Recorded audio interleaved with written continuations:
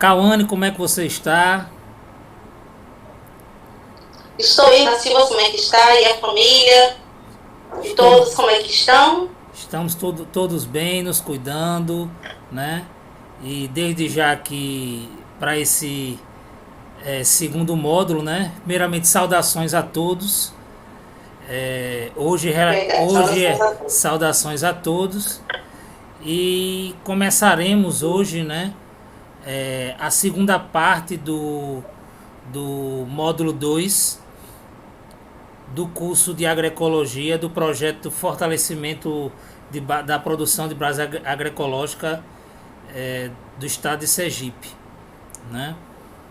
Eu vou compartilhar a apresentação, né? Mas desde já sintam-se acolhidos e bem-vindos.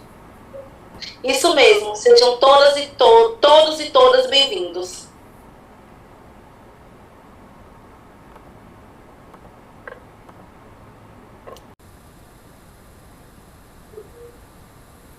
Saudações agroecológicas a todos do projeto Fortalecimento da Produção de Base Agroecológica do estado de Sergipe, né? Agora estamos no segundo módulo do curso de agroecologia e começaremos com mais essa partilha.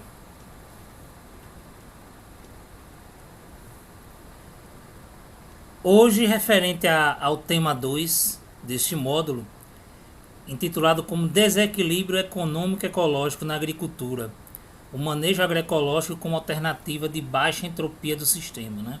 A parte 1. Meu nome é Márcio Santos, sou agroecólogo.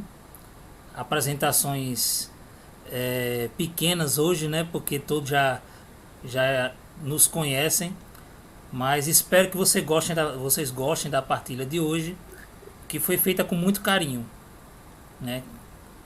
Companheira, a palavra é sua de saudação. Muito obrigado, Márcio. Saudações agroecológicas. Espero que todos estejam bem, né? Estamos aqui novamente no segundo módulo do curso. Agora vamos conversar um pouco sobre desequilíbrio econômico, ecológico na agricultura, né? O manejo agroecológico como alternativa de baixa entropia do sistema, né? Do manejo agroecológico. Meu nome é Cauane, como vocês já sabem, né? Cauane Santos Batista. Sou agroecóloga e vamos lá iniciar, né, gente? Espero que vocês gostem da nossa partilha, da nossa conversa. Vamos lá, Márcio? E justamente aquilo que nós falamos na aula anterior, é que nesta vamos fazer esse diálogo com as aulas anteriores, essa ponte, né? Já para fazer uma correlação com a temática de hoje e contextualizar com a vivência de vocês. É uma partilha horizontal, né? E iremos discutir tudo na aula síncrona, quer dizer, na aula ao vivo. E qualquer dúvida que surgir, vocês podem entrar em contato com a gente pelo grupo de WhatsApp, né? Ou e-mail. Comecemos.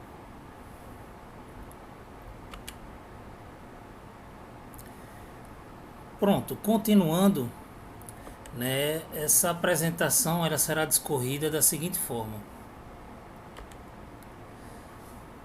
Na primeira parte, os agentes no sistema em desequilíbrio de danos econômico ecológico na agricultura. Posteriormente, recapitulando a entropia e trofobiose, isso parte da necessidade de que observamos de reforçar sobre a questão da entropia e trofobiose, dialogando com a temática abordada neste módulo atual, né? Abordamos isso no primeiro módulo, mas acho que nós vimos que é fundamental ainda debruçarmos sobre isso, né? Tendo esse diálogo para que o tema que é abordado nesse módulo ele seja mais compreensivo. Exemplos e comparativo entre as práticas convencionais e as práticas estabelecidas para o manejo agroecológico. E finalizando essa primeira parte do módulo, receitas de defensivos naturais.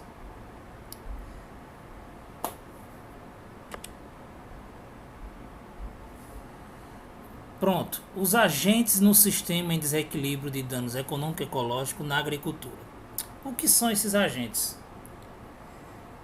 São organismos que, em seu pleno estado de crescimento populacional, acima do aceitável para o ser humano, proporcionam danos biológicos, físico-químicos e econômicos na agricultura. Pela agricultura convencional e pensamento antropocêntrico, quer dizer, pensamento humano, colocado o homem nesse pilar, né, como um centro dessa pirâmide, como se ele estivesse acima dos demais organismos. Eles são chamados de pragas agrícolas, mas buscamos adotar outra nomenclatura por compreendê-los por parte de um sistema em equilíbrio ou desequilíbrio causado justamente pela essa ação humana, ação antrópica, ação antropogênica, né? Pela essa visão biocêntrica, os organismos não existe a superioridade entre eles em si, e sim uma interconectividade, né? Uma interação entre eles a partir dessa concepção de vida. A vida, né, é como um centro de todos os organismos, como um centro relacional de todo o contexto.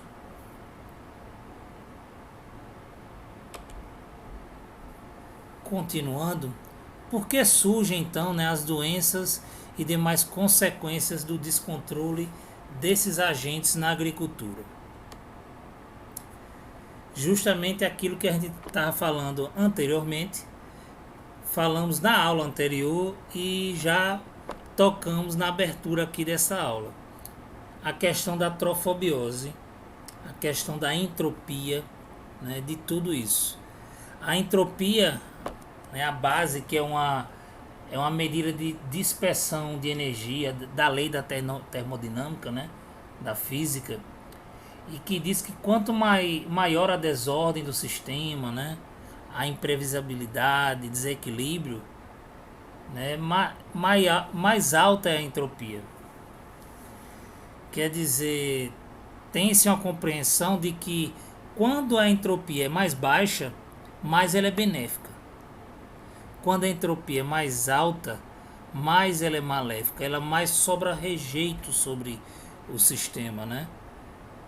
É justamente esse gasto de energia de tudo que se é colocado.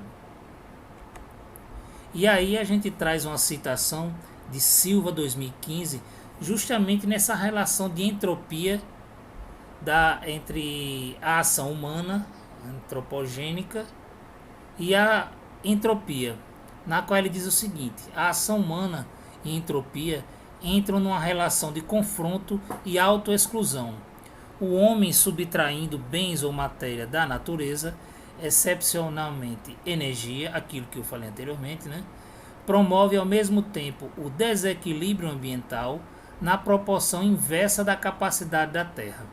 A entropia trabalha, então, realizando seu papel, acabando com tudo o que há de orgânico e inorgânico do planeta. Quer dizer, é evidente por essa lei física que essa relação, né, a partir dessa medida de dispersão de energia, ela é fundamental na vida de todos. Isso é colocado em todas as perspectivas, relações sociais, socioambientais, tudo que vocês pensarem pode ser enquadrado nessa questão da entropia. Por exemplo, quando falamos em entropia baixa, podemos remeter logo à questão da sintropia, da agricultura sintrópica, por exemplo, né? Esse equilíbrio, esse menor estabelecimento de rejeitos, né, despejados no meio, de energia, de resíduos. E isso é uma base da agroecologia, né? É buscar essa relação de baixa entropia. E aí é que vem aquilo que eu falei anteriormente da trofobiose. Aqui temos uma gravura na qual ela mostra essa mureta, né, com as proteínas complexas, né, o muro intacto, e abaixo a questão dos aminoácidos tal, e a planta doente, desequilibrada, e justamente dando acesso, né, aos agentes, né, que seriam aí no caso os insetos. Mas o que seria essa atrofobiose no caso? Né? Na verdade, a atrofobiose é uma teoria que vem de Francis Chabousseau, né, que ele fala o seguinte, que a saúde dos vegetais e a sensibilidade ao ataque justamente desses insetos, nematóides, bactérias, fungos e ácaros, é resultado do equilíbrio ou desequilíbrio de seus nutrientes. Né? Isso é para ser levado em consideração a relação entre a síntese de proteínas, que é o que tem a figura, e o desdobramento delas nas plantas, né, no tecido das plantas. Imaginemos essa mureta como se fosse o tecido das plantas. Né? E isso é causado justamente pelo uso de agrotóxicos e adubos minerais, né, já que esses são responsáveis por inibir justamente a síntese de proteínas e que causa o acúmulo de nitrogênio e aminoácidos livres, né, proporcionando essa entrada dos insetos, dos agentes em si, por disponibilizar a planta, né, em si, aquele meio, disponibilizar alimento para eles, né, e para a reprodução. Quer dizer, a partir do momento que há um desequilíbrio do meio, um desequilíbrio da planta, a planta fica doente em si, isso por causa da utilização de agrotóxicos, né, e adubos minerais e por aí vai, há essa abertura, esse ciclo sempre para a ação direta desses agentes danosos. Né? E eles só são danosos, entendam, que é por isso que é a lógica que a gente está colocando, porque ele está inserido num sistema em desequilíbrio. Se o sistema está em equilíbrio, ele não causa um dano. Eles até ajudam em certo ponto o próprio sistema. E justamente aqui a atrofobiose é o exemplo de um sistema entrópico na agricultura. Aqui mostra uma figura do lado esquerdo, é o cultivo ecológico, planta equilibrada, né? E ao lado o cultivo convencional, com aplicação de agrotóxicos. A planta justamente doente, ela fica aberta para a ação dos agentes, e justamente é o que aqui fala aqui: insetos e micro-organismos só sobrevivem onde existem alimentos para eles. Assim, uma planta que se deixa devorar pelos insetos ou é atacada por doenças é uma fonte de alimento para esses parasitas.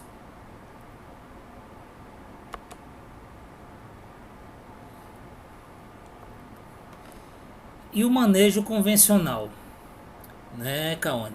Isso é muito importante, termos uma noção estrutural como isso ocorre. Quais são as variáveis, quais são os condicionantes para que tudo isso ocorra.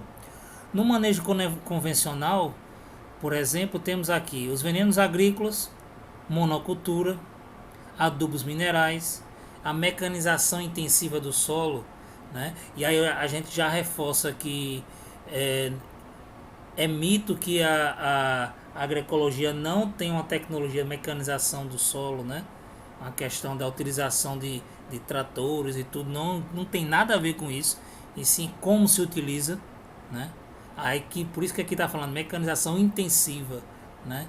E eu até acrescento inadequada. A questão do solo nu, né? Aquele solo que não se tem uma cobertura verde nele, não se tem uma matéria orgânica para se deixar aquele microclima viável para os micro-organismos, né? A questão de evapotranspiração, tudo isso influi. E a questão de menor biodiversidade, que é causada justamente pela monocultura e pelos agentes, né, em si.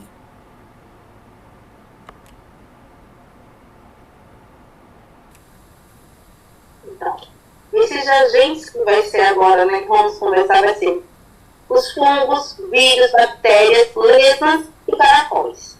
Os fungos sobrevivem apenas parasitando o tecido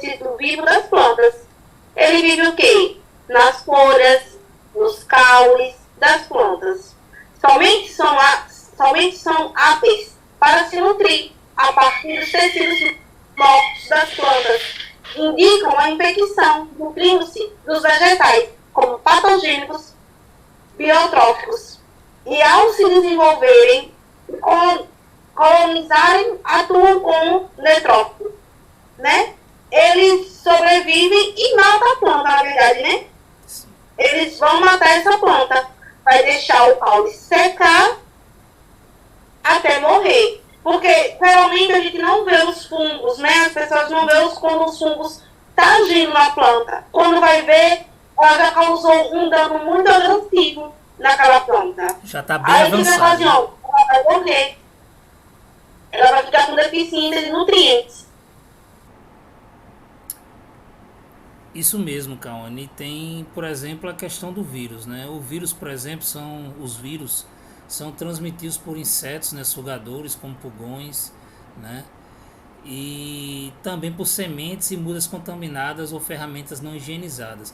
Quer dizer, aquela ferramenta que você, no seu trato cultural, né, o seu manejo que você faz no dia a dia, e você, naquele local, se há uma presença de um vírus X qualquer, né, e simplesmente você faz esse manejo, né, do solo e vai para outro local, guarda a ferramenta tal, e não lava essa ferramenta e vai para outra cultura, esse vírus vai ser transmitido,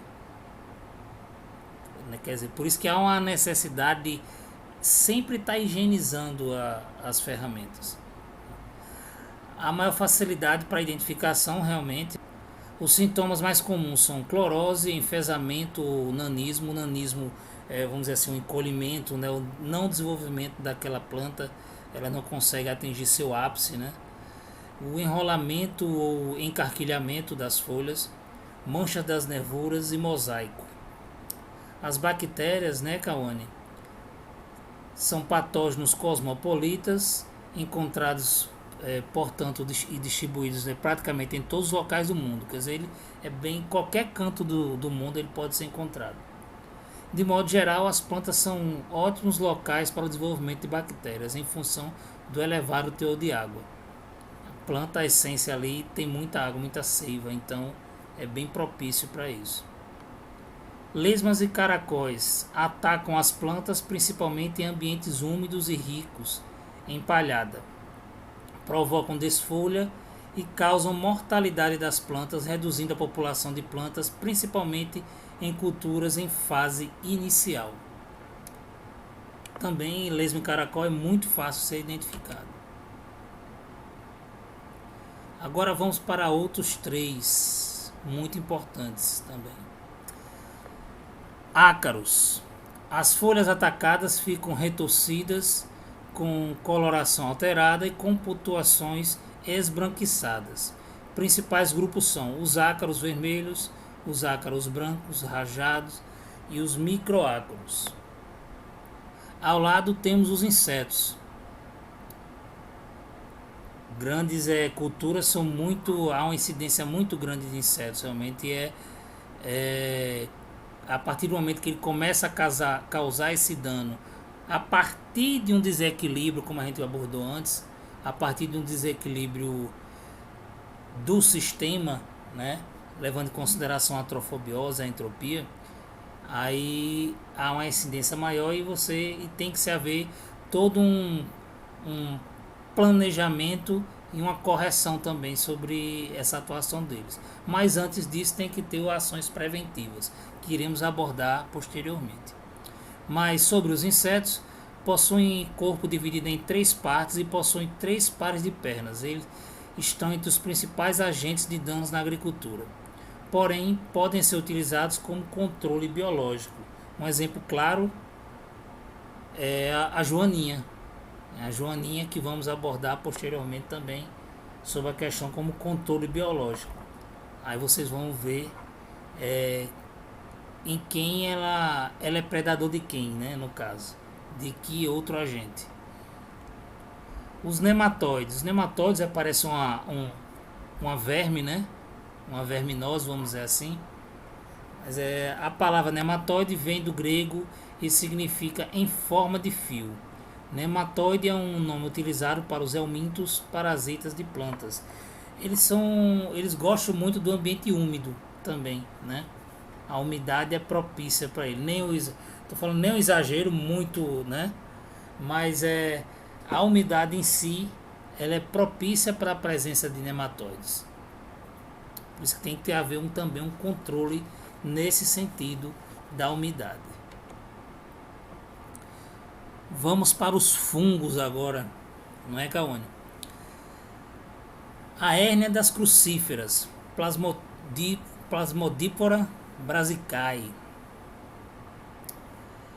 As culturas afetadas são os brócolis, couve chinesa, couve-flor e repolho.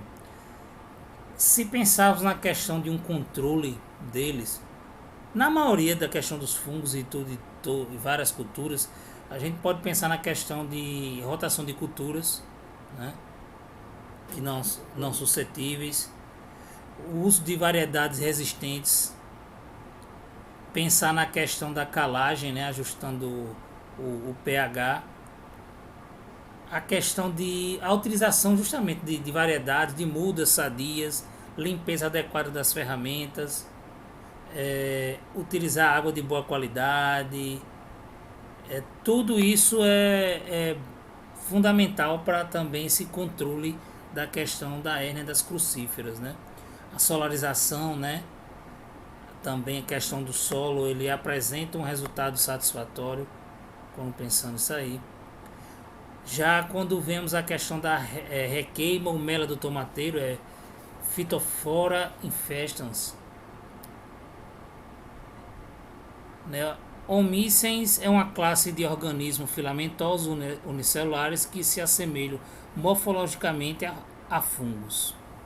Culturas afetadas: a batata, cacau, tomate envarado, tomate rasteiro.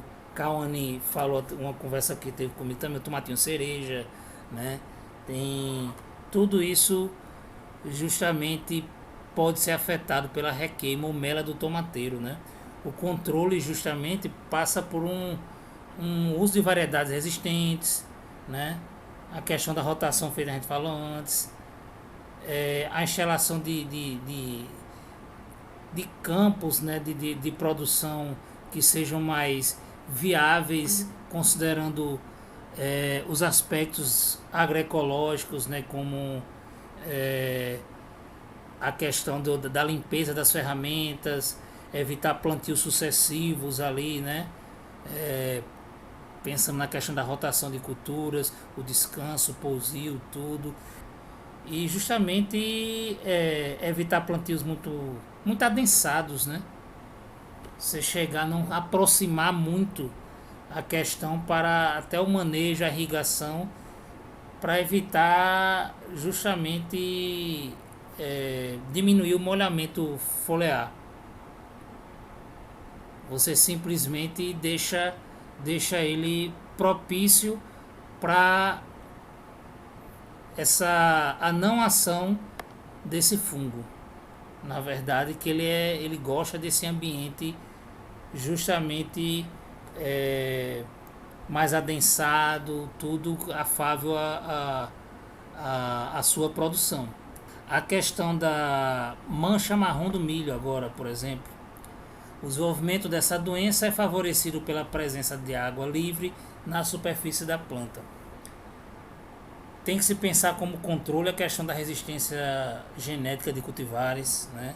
Escolher bem e selecionar, a questão da rotação de culturas, reduzir a questão de inóculo desse fungo, quer dizer, tudo isso deve ser levado em conta, a questão da higienização das ferramentas, né? Tudo isso deve ser levado em conta para não haver essa propagação da mancha marrom do milho.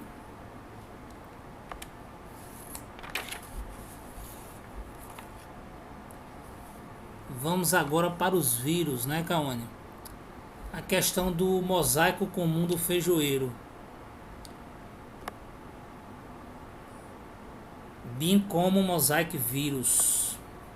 Tem a questão da necrose sistêmica das folhas ou meristema apical da planta. As folhas novas murcham, tornando-se de cor verde opaca e em pouco tempo enegrecem.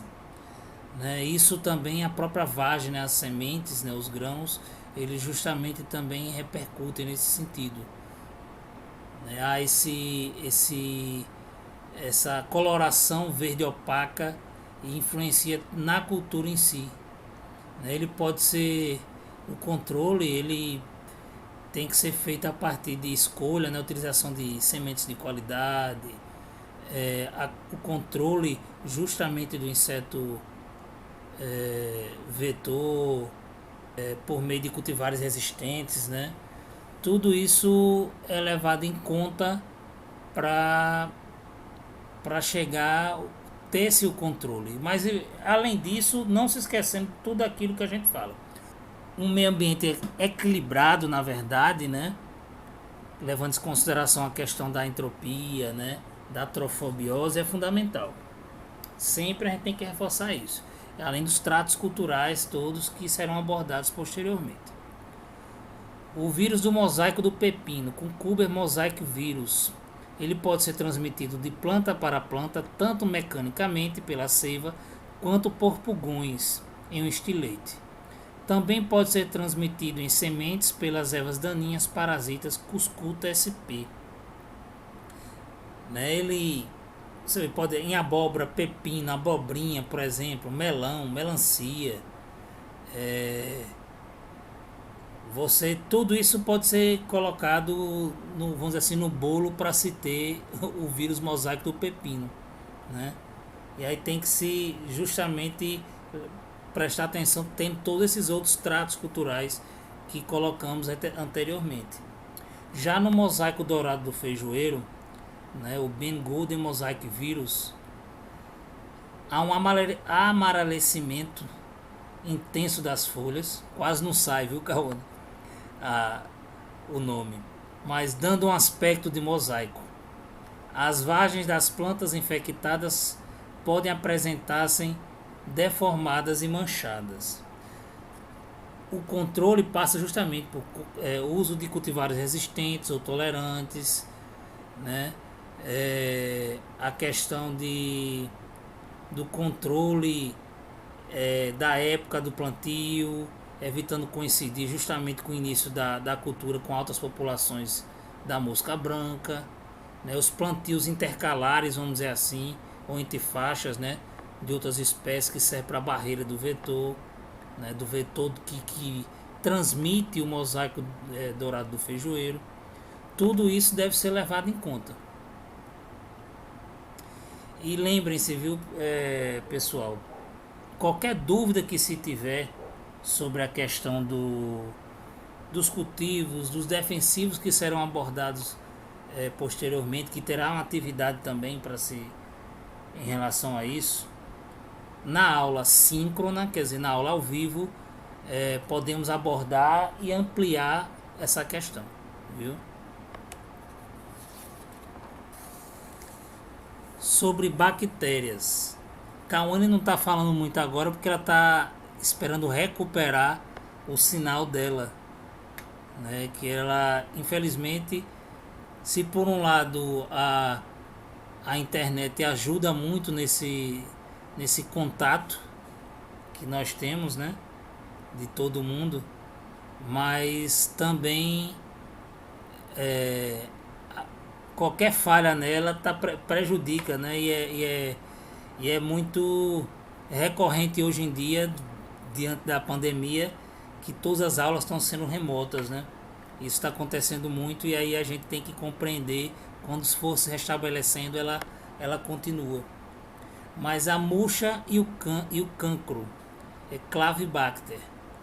As culturas afetadas berinjela, jiló, pimenta, pimentão, quiabo e tomate.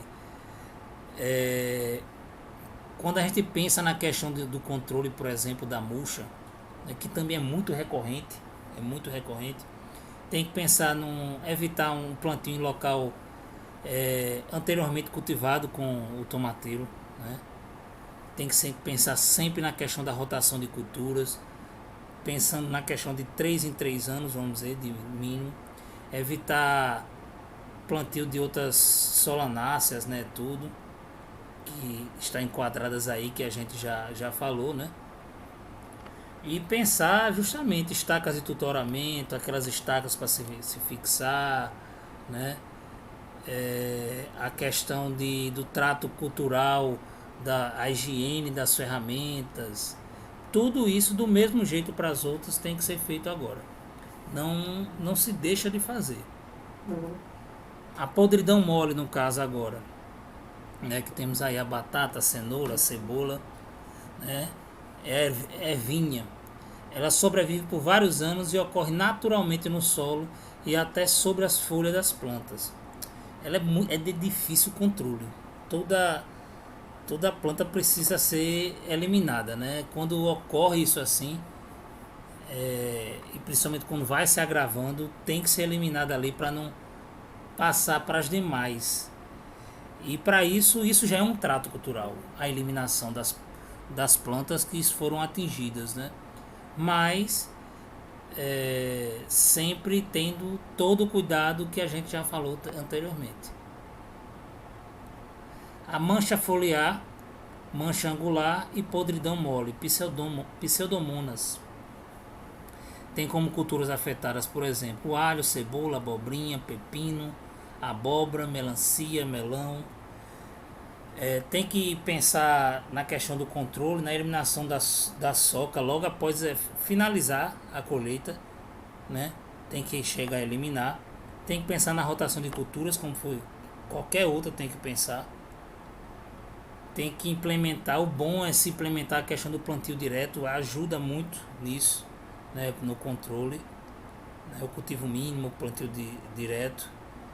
E evitar a questão de cultivações, né, tardias e corte nas raízes, higienizar os tratores ou as ferramentas, todos os implementos de trabalho, quando se tiver, para não passar a transmitir para demais culturas ou a própria cultura que está instalada. Mas quando falo demais é porque pensando já na questão do policultivo, consorciamento, que é também uma das bases da agroecologia, né?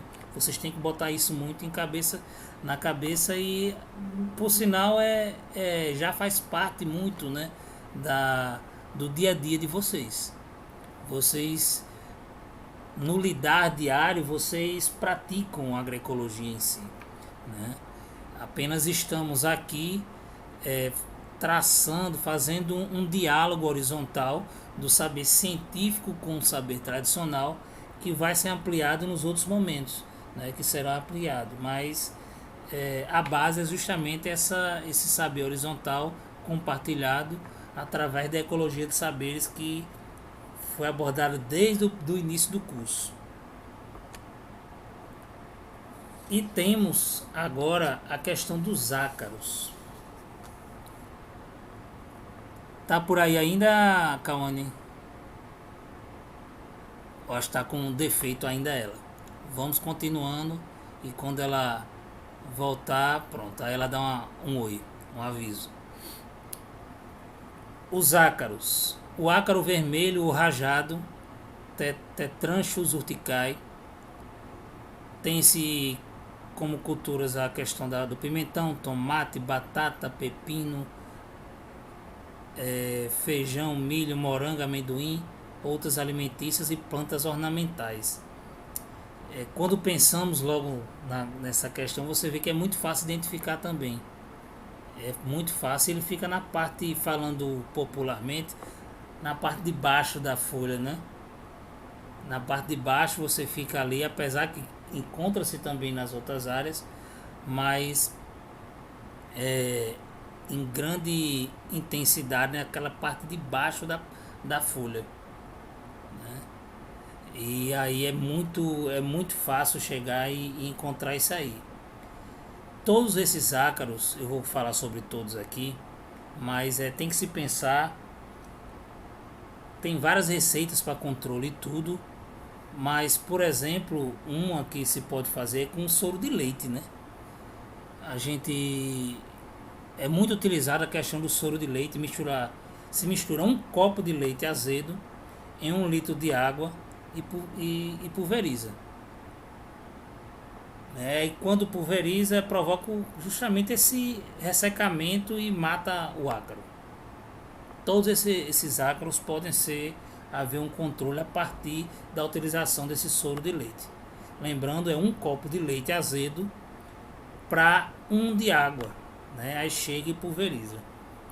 Mas aí voltando para os outros ácaros, o ácaro predador ocorre naturalmente em plantações de morango em que não se usa agrotóxicos. Alguns agricultores conseguem controlar de forma satisfatória o ácaro rajado somente com o emprego deste predador.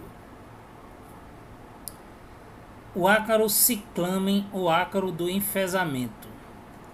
Enrugamento da face superior das folhas, causa bronzeamento das flores e frutos jovens que podem secar e cair.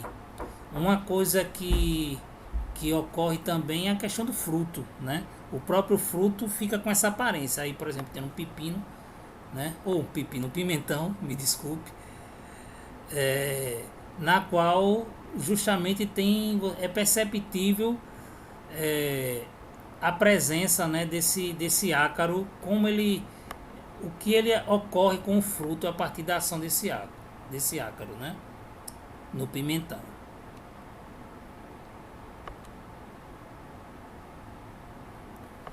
Nematóides. É bem complicado também a questão do nematóide. Como disse, gosta muito de umidade e tudo. Mas vemos aqui, por exemplo, o anel vermelho das palmáceas, né? Aqui, por exemplo, se nós partimos para o Baixo São Francisco, tem uma incidência boa, né, da questão do anel vermelho também.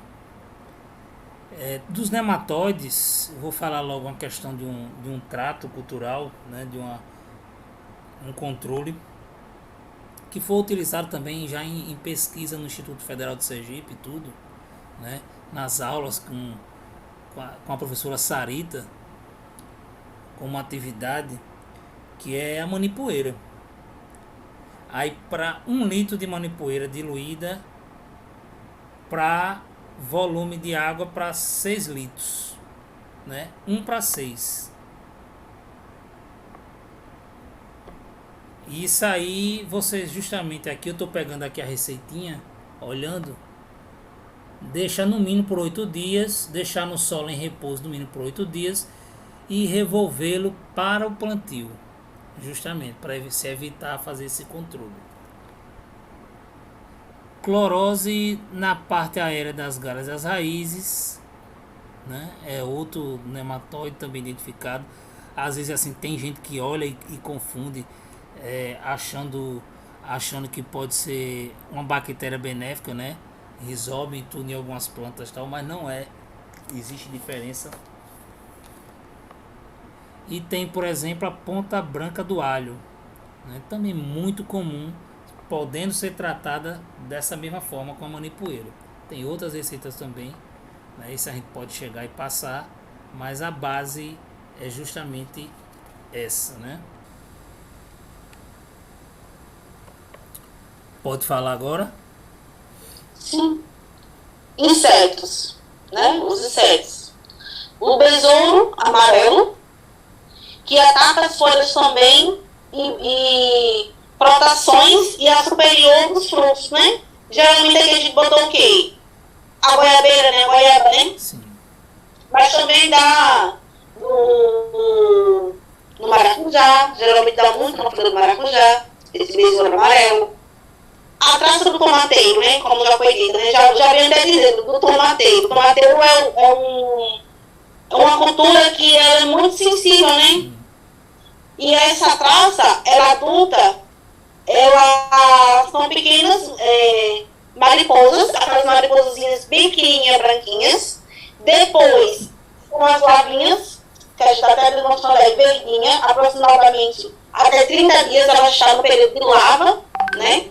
O período dela joga, o período de sobrevivência, para depois virar um inseto adulto. E a mandar ovar é a mariposa mandar ovar da mandioca tem hábito noturno. Que a gente acha tão legal a mariposa, né? Então, ela, como a gente sabe, a mariposa tem um hábito noturno, né? Ela dá, geralmente, ela fica da mesma cor do ápice da mandioca. A mesma cor mesmo. Se for amarelinho, ela é amarelinha. É interessante, é imperceptível, você tem que ver direitinho para poder enxergar ela na cultura. E ela causa um dano, como bem popular, miserável. Com certeza. Ela destrói mesmo. Epa. E a própria coleta do inseto, como o inseto é mais fácil, né? A própria coleta do inseto ajuda na identificação e no planejamento para o controle deles, né? Em si. A remediação, né? No caso. Aqui ainda, mosca das galhas causam as conhecidas verrugas da mandioca, mas também ocorrem frutíferas, né? As verrugas possuem coloração verde, amarela e vermelha. O inseto coloca os ovos na folha e por conta de reações fisiológicas da planta ocorre a formação das galhas. Este inseto possui pouca importância econômica, mas em altas infestações pode retardar o crescimento das plantas jovens. É claro, a maior incidência retarda o desenvolvimento, né, da planta, e isso vai prejudicar economicamente e ecologicamente aquele ambiente com as culturas, né? Como é um inseto que não causa danos econômicos na lavoura, como em questão de pouca quantidade, recomenda-se que somente sejam retiradas queimadas as folhas que contêm as verrugas. Quer dizer, retira-se essas folhas e justamente queima-se a parte e pronto, e não tem problema. Não adianta você retirar e deixar a parte não, viu? Não vai causar dano nenhum, nem da planta, só tirar essa parte. Você tem que retirar a parte, né, e justamente queimar essa parte. E aqui é uma comparação entre os modelos. Tudo isso que a gente está colocando, justamente colocando em pauta a trofobiose, quer dizer, a baixa entropia, né, e a alta entropia que o modelo industrial causa, né, aí colocamos esse quadro comparativo. O modelo agroecológico, uso de energia solar, animal e humana. O industrial, uso predominante de energia fóssil. Modelo agroecológico, escala do minifúndio, médias e grandes propriedades na industrial, quer dizer, o grande latifúndio. Agroecológico, autossuficiência e baixo nível de insumos externos. Baixo, realmente, é uma meta da agroecologia, quanto menos pegar insumos externos, melhor, para fechar, deixar o ciclo fechado em si. E no industrial, o alto nível. Com certeza, com certeza. O alto nível de insumos externos no industrial. Alta diversidade biológica, genética e produtiva no agroecológico, e no industrial, baixíssima diversidade por especialização. Quer dizer, quando fala baixíssima diversidade por especialização, pense no monocultivo em si. Pensou ali no milho, só plantar milho, por exemplo. Baixa produção de dejetos, a questão da própria trofobiose que a gente colocou, né, de baixa entropia também. E alta produção de dejetos, o modelo industrial, o que resulta daquilo é muito mais nocivo. Baseado no intercâmbio ecológico com a natureza, quer dizer, é um sistema, há uma troca, né? Já no industrial, baseado no intercâmbio econômico do mercado, quer dizer, tudo é pautado pela lógica do mercado. Não se pensa tanto naquela questão que a gente falou na aula passada, de lucro, né, de lucro ético, da agricultura diferenciada, por exemplo, da economia solidária para a economia clássica, capitalista, né? Tudo isso está nesse pacote que foi abordado.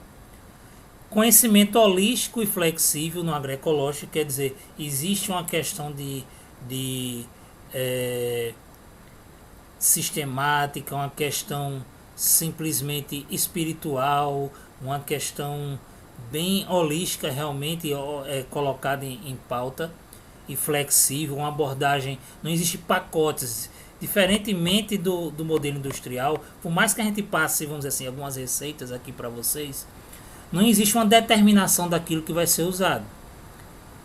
No modelo industrial, que é advindo da Revolução Verde, né, principalmente, foi mais incorporado no dia a dia da gente a partir da Revolução Verde, existe os pacotes tecnológicos, são padrões, e aquilo ali deve ser seguido.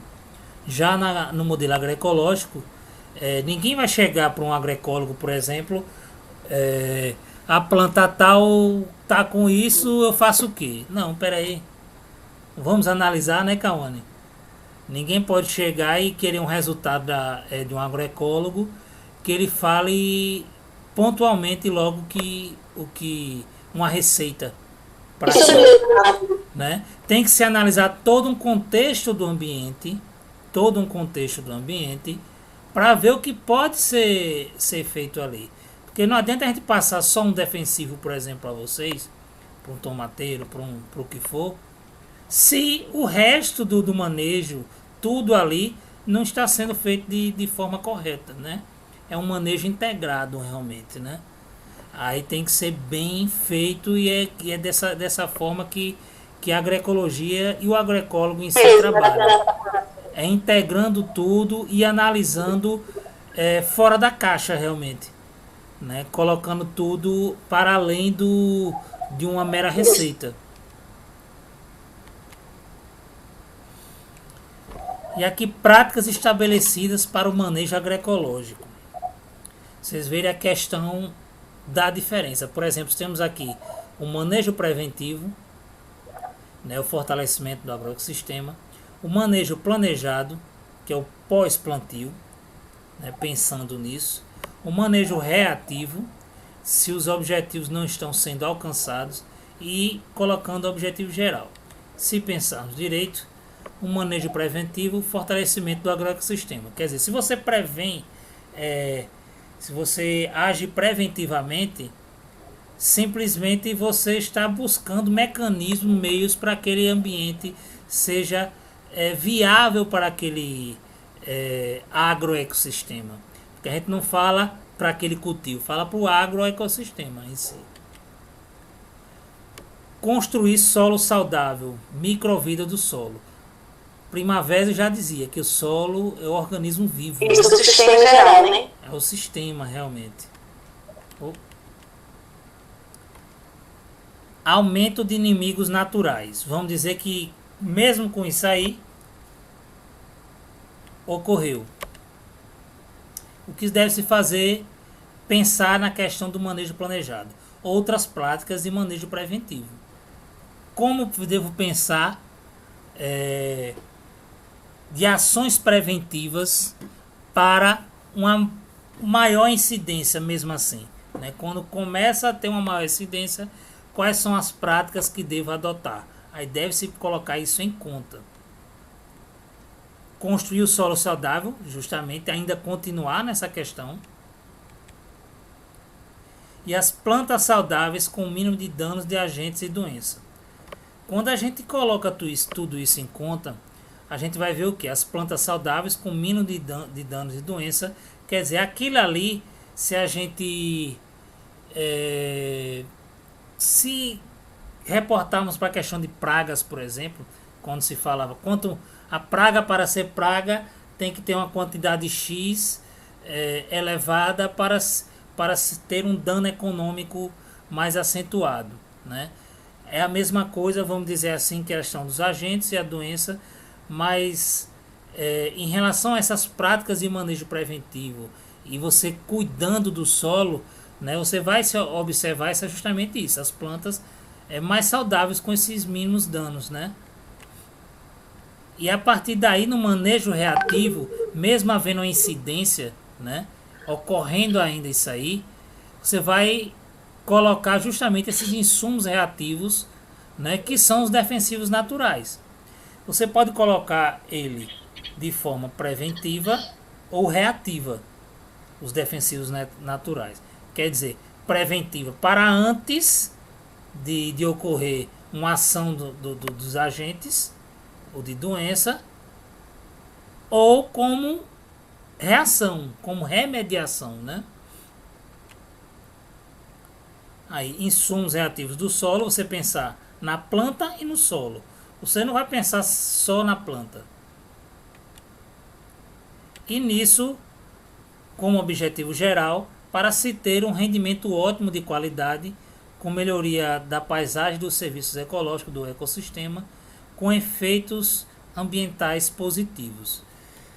O planejamento dentro da agroecologia se pauta nessas práticas, né? Você ter a questão da prevenção, o planejamento em si, o manejo preventivo, o manejo planejado, o reativo, para se ter alcançar o objetivo geral, que é justamente aquele equilíbrio do agroecossistema, e você colher seus frutos em geral. Frutos, quando eu falo, é aquilo que você pretende alcançar, né? Pode falar, Kaone. Márcio, eu vou preferir falar quando com as rodas menores, porque minha internet está péssima. Pronto. Aí eu tenho que sair. Tranquilo. Manejo agroecológico. Viu? Pronto, tranquilo. Pode ser? Não, pronto. Tranquilo. O manejo agroecológico. O manejo agroecológico e preventivo. O plantio em épocas corretas e com variedades adaptáveis ao clima e ao solo da região. Seleção de variedades crioulas orgânicas. A gente preconizar, né, você plantar uma semente crioula ou orgânica, né, ou até ela agroecológica, né, mas não uma muda, uma semente convencional. Fazer uso da adubação orgânica e micro-organismos eficientes. Consolidar consociação da cultura, o policultivo, a rotação, a adubação verde. A adubação verde nada mais é. Até o próprio feijão, ele é uma adubação verde, porque ele é rico em nitrogênio. Né? O nitrogênio é o quê? Nada mais que a absorção pelas folhas do oxigênio do ar, ela se transforma nas raízes das plantas como nitrogênio. Que todo solo precisa bastante de nitrogênio. Preparados biodinâmicos básicos e acessórios do solo, compostos de plantas, vitalidades e saúde. A proteção. Cobertura morta e plantio direto.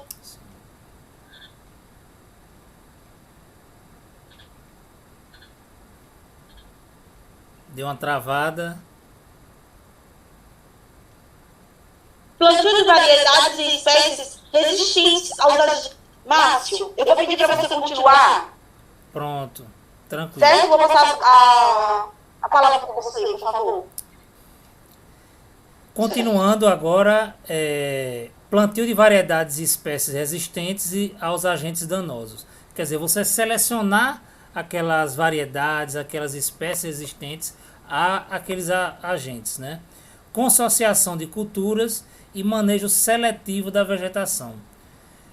É a questão do policultivo em si, né? Tem a questão, claro, que a gente falou desde o princípio, de rotação de culturas, que é muito importante, mas a consociação também é muito importante, né? E esse manejo seletivo da vegetação. Evitar a erosão do solo. Para se evitar a erosão do solo, todo trato de manejo do solo, não deixando o solo exposto, né? Deixando ele aerado, né? Tudo isso que você já foi falado antes naquele primeiro no primeiro módulo, no caso, né? Vocês devem levar em consideração. Evitar falta ou excesso de umidade de solo, né? Os extremos, no caso. O uso de plantas que atuem como quebra-ventos ou como faixas protetoras é muito importante. Nutrição equilibrada. Rapidinho, eu lembrei isso aqui. Quando a gente fala de quebra-vento e faixas protetoras, Aqui em Sergipe ocorre muito, em outros locais também, mas a experiência que a gente tem aqui em Sergipe, e também já vi em Alagoas, que às vezes seu vizinho, você produz organicamente, agroecologicamente, só que seu vizinho não. Seu vizinho não. E aí seu cultivo é afetado. E aí a questão de quebra-vento, de faixas protetoras é muito importante por causa disso, né? E aí, continuando, nutrição equilibrada das plantas, com macronutrientes e micronutrientes, né? Conservação e integração do uso aos fragmentos florestais existentes na região, questão dos SAFs, essa integração com os SAFs em si, mudança ou controle do microclima, limpeza dos equipamentos de trabalho, que é o controle cultural. Limpeza, Kaone falou sobre a questão de você ter num local na sua propriedade uma parte que é com agrotóxico que cultiva-se, vamos dizer, e a outra não, mas independentemente, tem isso, é verdade, mas independentemente disso, sempre que se termina um trabalho, preventivamente é bom você chegar e, mesmo se sempre for orgânico, você tá limpando esse equipamento, né? Sempre é bom, você vai chegar e limpar. Prevenir nunca é ruim, né? Verdade, sempre é bom. Manejo agroecológico planejado. Promoção do aumento da biodiversidade. O básico, isso aí que a gente sempre fala. Uso de biofertilizantes. Incorporação de biomassa no solo. Área de plantio, entrelinhas, adubo verde, né? Fazer a questão nessa consociação e com a incorporação da biomassa é muito importante, com adubo verde, aquilo tudo que Kaone falou. Observação e identificação do aumento de agentes danosos, quer dizer, no dia a dia você tem que observar aquilo que está afetando os seus cultivos, e você observar justamente esses agentes, esses insetos, e fazer, até coletar, né? Tem aqui algumas estratégias que a gente vai trazer aqui até para você fazer essa observação. Instalação de armadilhas para insetos, né? Tecnologia social e o equilíbrio entre plantas atrativas e repelentes, quer dizer, essa diversidade que se coloca, sempre coloca esse equilíbrio entre plantas que atraem tal inseto e que repelem outro, e fica, né, sempre nesse controle para minimizar uma incidência maior. A diversidade é a base do controle. Controle da umidade e temperatura do solo. Aplicação de micro-organismo eficiente nas plantas e solo. Essa parte de micro-organismo que a gente abordou muito no primeiro módulo. Isso. O manejo agroecológico reativo. Identificação do aumento dos agentes danosos. Amostragem da população dos agentes danosos, criação e instalação de armadilhas para insetos, eliminação das plantas doentes, controle biológico, controle manual e mecânico, aplicação de micro-organismos eficientes e defensivos naturais. Aqui, por exemplo, temos para traçar uma estimativa da população de percevejos, por exemplo, né? Se coloca numa dimensão de 1 por 50, justamente, e se coloca um tecido, um pano, né, e você vai calcular a questão da quantidade de insetos ali com a incidência. Pode ser através de uma armadilha ali, né, ou simplesmente esse pano para você chegar e coletar e sair fazendo, para fazer uma análise, né, um cálculo geral sobre todo o seu cultivo. Aqui alguns exemplos de armadilha. Quer falar, Kaone? Sim, armadilhas. Pode ser elas com feromônios, sexual, sintético, né? Que no caso é para atrair o macho, né? Achando que está a fêmea ali. O feromônio é isso. Luminosidade, que pode ser com uma lâmpada dentro de um... Você pega tipo como fosse aquela malha do cortinado, bota uma lâmpada dentro, ela não vai queimar, não se preocupem. Ela vai atrair os insetos para dentro. E ali vai ser fechado. Adesiva e a aplicação, que é no caso com alcapão, que no caso é a garrafa cortada, ou até um vaso desse que quem toma embalagem, essas coisas, né? Pronto. Bota ele rente ao solo, que os coleópteros, que são os robostas, eles vão cair dentro. Sim, sim. Desse alcapão. Alçapão, na verdade. Aí repita essa parte, eu ia dizer pra você repetir. Porque é o sapão. Só essa parte do alçapão, porque é o corte e coisa, vá. Ok. O alçapão, ele você pode ser feito com garrafa PET. Você corta ela pela metade, ou até menos. Você pode só virar da boca, ou você pode pegar esses vasos de shakes, né? E vocês podem colocar rente ao solo, que eles vão coletar, né? Coletar, na verdade, não. Vai ser uma armadilha para capturar, a palavra certa é essa, os coleópteros, que são os robostas, os insetos, né? Eles vão ser coletados dentro desse alçapão. Quer continuar? Sim. Controle biológico. É o controle de agentes danosos através de inimigos naturais. Os inimigos naturais pertencem a 5 grupos: predadores, parasitoides, parasitas, competitivos e entomopatógenos. Esses são 5 grupos que eles pertencem. Exemplo, a joaninha é o inimigo natural dos pulgões e conchonilhas. Por quê? Se tiver conchonilha e um pulgão, a joaninha, ela se alimenta deles. Os insetos, eles também trabalham a favor da agricultura, principalmente na agroecologia. Um inseto, ele se torna predador do outro. A joaninha é um exemplo clássico disso. É até um dos símbolos da agroecologia, né? É até um dos símbolos da agroecologia, a joaninha. Controle cultural. O controle cultural, medida cultural de controle e exemplo. Temos a desinfecção de ferramentas, evitar a transmissão de viroses, limpeza de implementos, arados com torrões do solo, podem levar nematóides para áreas onde previamente não eram problemas. Arranquio ou queima de restos de cultura. O tomatal velho infestado de traça, arranquio, queima para evitar passagens para novos plantios. Solarização ou inundação para desinfecção dos solos. O uso da desinfecção para canteiros e estufas, né? Quer dizer, são exemplos dentro dessa medida de cultural de controle que pode ser feito justamente para esse controle desses agentes, né? Isso.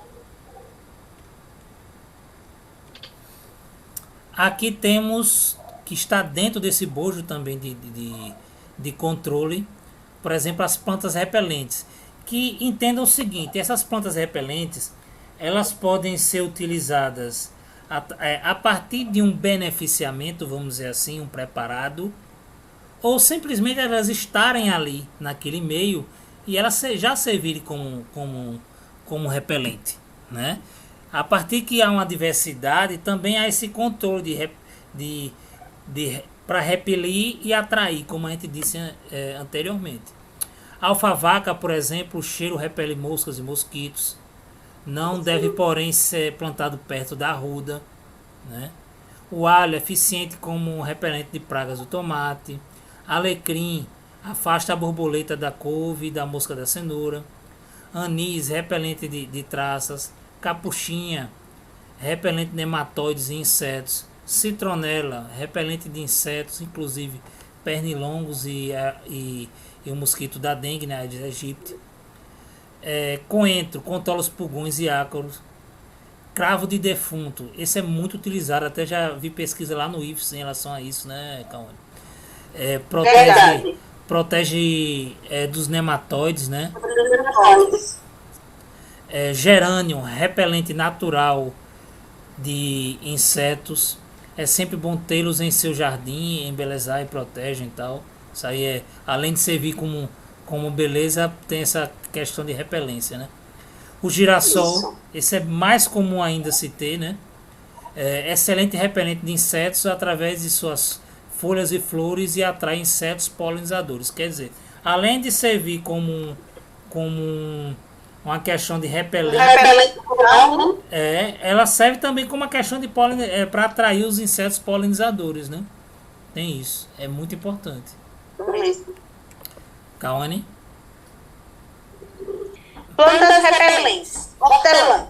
O cheiro repele lepidópteros, como a borboleta da couve, a formiga e ratos. Pode ser plantada ainda com portadores de lavouras, né? Você pode colocar ele, quando você termina no canteiro, você coloca ele em cada parte. Porque ele vai eliminar essas borboletas, os ratos provenientes que podem para roer as raízes, e as formigas, que a gente sabe que é muito grande no ataque delas dentro da lavoura. O manjericão, repelente de moscas e mosquitos.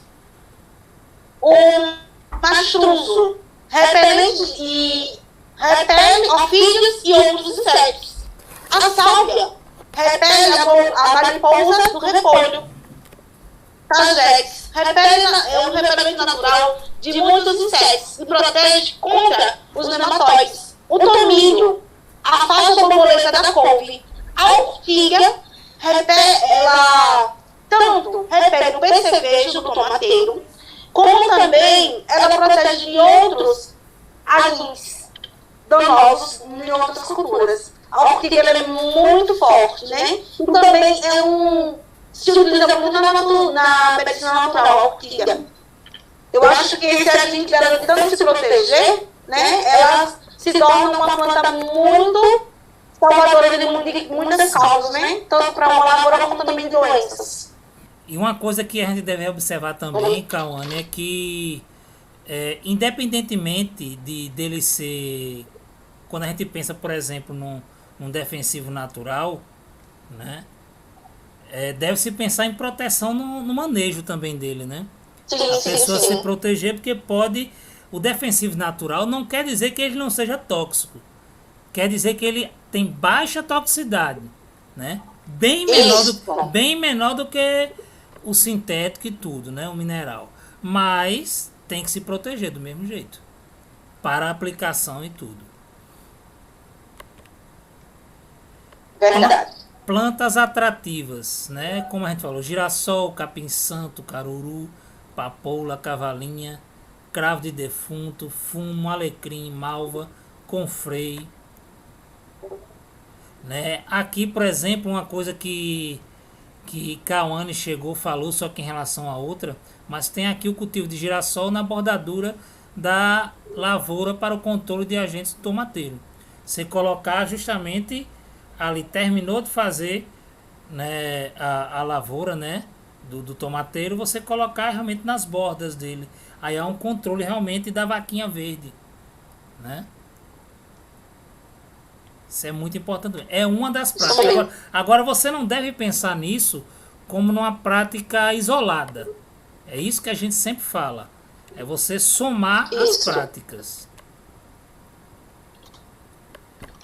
Continuando aqui, a questão de defensivos naturais são produtos de origem biológica natural que possuem baixa toxicidade, aquilo que a gente estava falando, eficiência no controle, custo reduzido, facilidade de aquisição, com certeza, é melhor do que você estar pegando em questão de insumos externos, e que não favorecem a ocorrência de agentes danosos nas culturas agrícolas.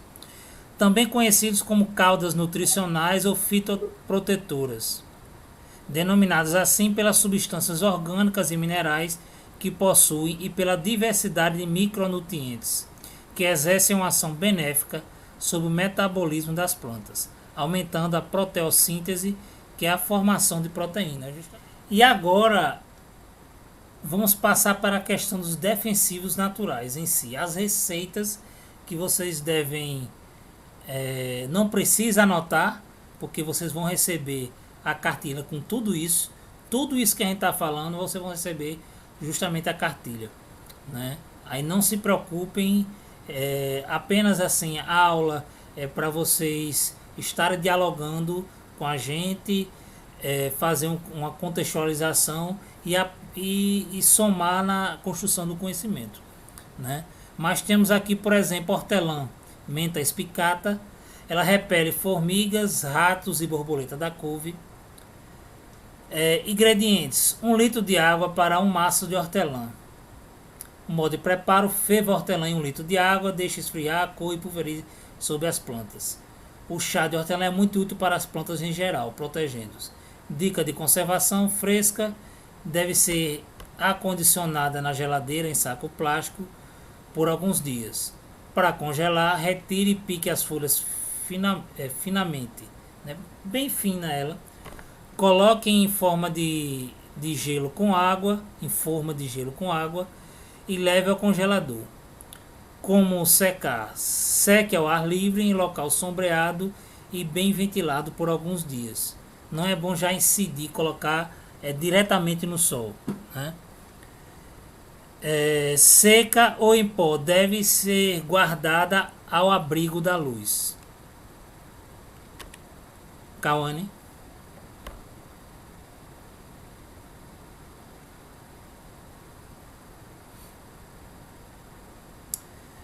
Pronto, defensivos naturais, ela deve estar com a questão no sinal. Pimenta vermelha, capsicum spp, repele vaquinhas. Ingredientes: 500 gramas de pimenta vermelha, 4 litros de água, 5 colheres de sopa de sabão de coco em pó ralado. Na aula que seria presencial, se fôssemos fazer presencial, por exemplo, né, já estava planejado para nós colocaríamos, levaríamos também alguns desses defensivos, né? Era esse da pimenta vermelha, e também levaríamos assim para vocês prepararem lá, né? Só que agora a metodologia sim, tem tudo. Eram 4 defensivos que seriam preparados, né? Mas aí agora a dinâmica vai ser outra, né? Que vocês vão saber depois no final desse vídeo. Modo de preparo: bater bem as pimentas com 2 litros de água em um liquidificador, coar esse preparado e misturar com 5 colheres de sopa de sabão de coco picado ou em pó. Tem que pensar, tem que colocar o sabão. Acrescentar os 2 litros de água restante, misturar bem, pulverizar sobre as plantas atacadas por vaquinhas. Uma das funções do sabão, né, é na questão da aderência, né? Aderir à questão da planta, esse preparado esse defensivo. Mas aí é tudo bem calculado para não ultrapassar o teor, né? Pimenta do reino. Ela é indicada para pulgões, ácaras e cochonilhas. Ingredientes: são 100 gramas de pimenta do reino. Quando a gente não tem, né, ou no olhômetro, né, a gente não tem como estar pesando, 33 tampinhas de garrafa de refrigerante mesmo, né? Ou de água mineral, daquela de 1,5 litro. 33 tampinhas dela dá 100 gramas de pimenta do reino. 600 gramas de sabão de coco picado, que são 3 dedos de um copo de 150 ml. 1 litro de álcool e 1 litro de água. Modo de preparo. Colocar 100 gramas de pimenta do reino, adicionar 1 litro de álcool e deixar em repouso durante 7 dias, preferencialmente no ambiente escuro. Em 1 litro de água quente, dissolver as 600 gramas de sabão de coco. O sabão em barra mesmo. Em seguida, retido em água com a mistura do álcool e a pimenta do reino, que estará em repouso. Utilize um copo cheio dessa mistura para 10 litros de água e pulverize a cada 3 dias. Para 10 litros de água, você vai utilizar um copo cheio, um copo de 200 ml, para e vai pulverizar essas plantas durante 3 dias. No caso do antigerminal, com intervalo a cada 3 dias. Márcio? Alho. Indicação: tripes, pulgões, moscas domésticas, lagarta do cartucho, milho, lagarta do cartucho do milho, mosquito da dengue, míldio, brusone, podridão do colmo e da espiga, mancha alternária, podridão negra, ferrugem, mosca do chifre e mosquitos. Ingredientes: 2 cabeças de alho, 50 gramas de sabão de coco, 4 litros de água quente e 4 colheres pequenas de pimenta vermelha picada. Quer dizer, fala alho, mas também você vai colocar a questão da pimenta junto, né? Modo de preparo: dissolver o sabão em 4 litros de água quente, juntar 2 cabeças de alho picadas e 4 colheres de pimenta vermelha picada, coar em um pano fino e aplicar.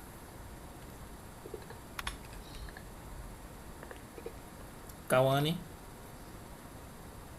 A castanha do caju. Ela é indicada para o controle da mosca negra, pulgão e a lagarta. Os ingredientes são 300 gramas de castanha de caju, ela é esse mesmo. Para 2 litros de álcool vegetal bom, 70 você pode estar utilizando também, para preparar. Aí você pega, o modo de preparo é o quê? 300 gramas de caju, você vai cortar ela ao meio para 2 litros de álcool. Deixar repousar durante 5 dias, essa tem que ser realmente no escuro, porque senão explode. Eu digo que acontece isso porque eu fiz 2 para ver que eu sei para dar para vocês, para ver se ficaria no claro ou no escuro. No claro, a garrafa explodiu. 200 ml de mistura da castanha para 20 litros de água. Quando esse preparado estiver pronto, 200 ml dele para 20 litros de água. Não passe porque ele é um preparado muito forte. Recomenda-se pulverizar a lavoura a partir das 16 horas da tarde, porque é mais frio. Porque o preparado quente, a castanha da caju é muito quente. Então, o melhor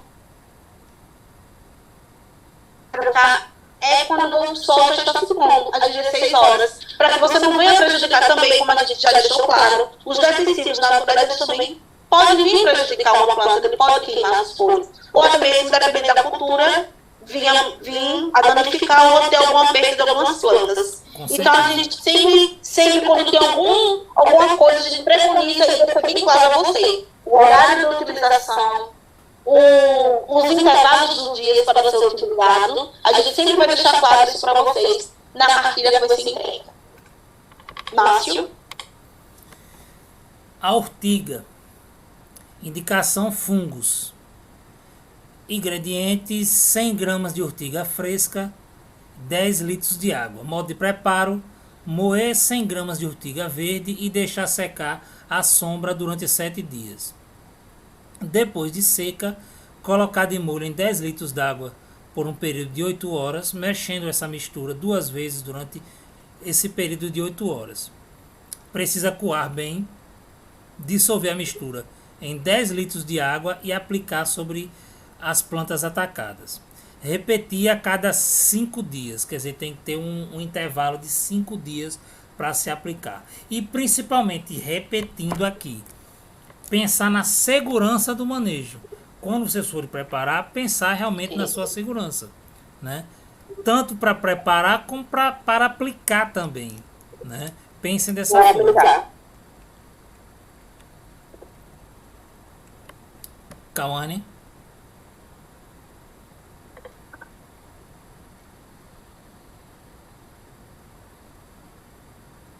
Tá ouvindo?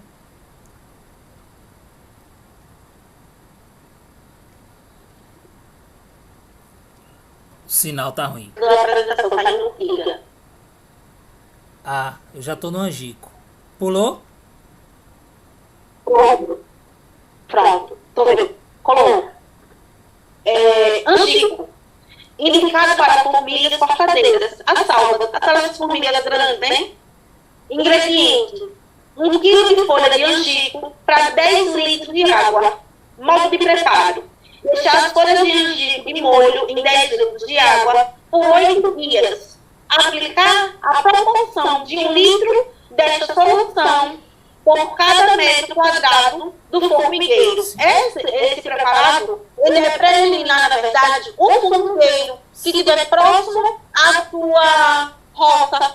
Aqueles formigueiros bem enormes, né? Aí você vai aplicar esse defensivo para eliminar esse formigueiro, porque as folhas cortadas do angico, ela tem um fungo que ela elimina o alimento, porque na verdade a formiga se alimenta de fungos, ela leva a folha para deixar apodrecer para se alimentar do fungo. Esse fungo que tem na folha do angico mata o formigueiro, ele elimina as formigas.